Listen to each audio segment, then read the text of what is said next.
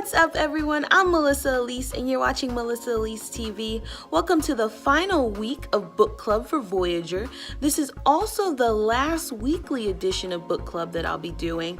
After this, I'll only be uploading monthly Book Club videos, but that will be in addition to my Billions episode review starting the last Friday of this month, as well as a new review segment of new books coming next month.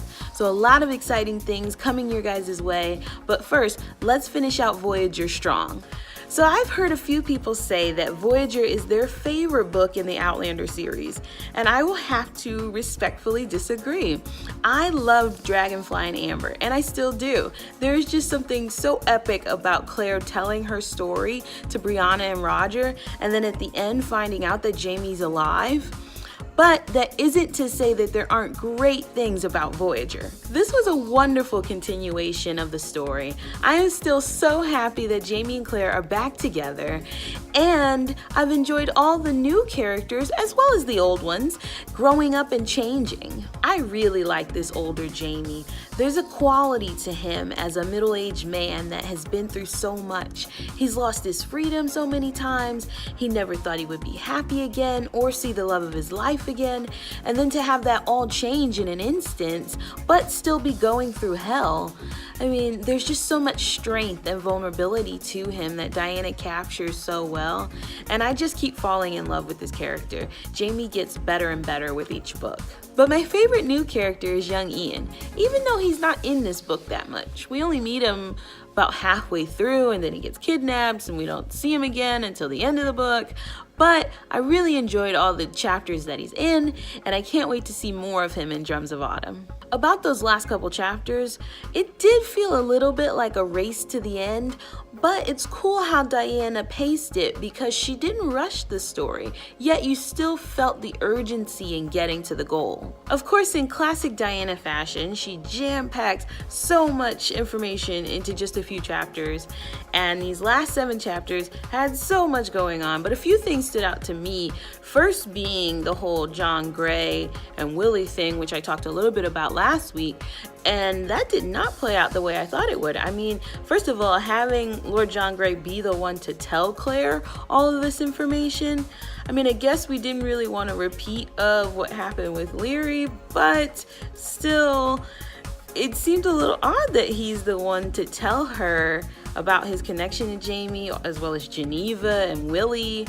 But it also was interesting to see their interaction because you've got this like standoff between two people who very much love another person. Obviously there's no competition because Jamie's heart will always belong to Claire, but it's natural for Claire to be a little jealous. She's been missing him for 20 years, and now she is face to face with this guy who has a connection with the man that she loves, but they end up kind of having to accept the role that they hold in Jamie's life. And then another kind of crazy reveal, one of course that Jamie and Claire have been waiting for as to who took young Ian, comes out to be Gaylus Duncan.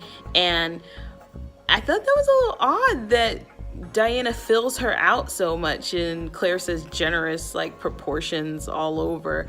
I'm not sure that added anything to the story, but I guess it also doesn't take anything away. She's still creepy as ever. And then another creepy storyline that Diana added was the whole like serial killer thing in Paris that culminates into this standoff between Willoughby and Reverend Campbell, and Reverend Campbell is the serial killer.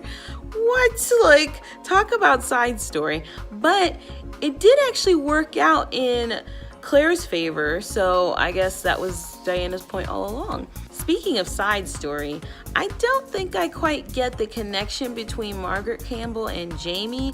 I mean, I know that she had a love that was part of the Jacobite rising and supposedly fought with Jamie, and Jamie even told Claire that much. But why does Reverend Campbell think that Jamie is responsible for Margaret's condition? If someone could explain it to me, I would love that. Voyager ends with this crazy hurricane that even the guy that Jamie and Claire meet on the beach at the end says is totally unseasonal for that time of year. But Diana does nothing for no reason, and this hurricane pushed them 600 miles to the colony of Georgia. So I don't have anything else to say about this book, except that it was awesome and I truly enjoyed the voyage. It was quite an adventure, and I'm super excited about Drums of Autumn, which is next month's book club pick. I cannot wait. I already started it, actually, and it's good. I like it.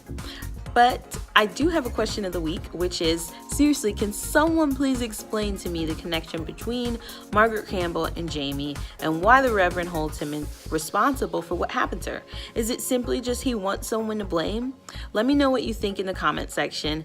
I'll see you next month for the Drums of Autumn review. And until then, thanks for watching. If you enjoyed this video, like and subscribe for more.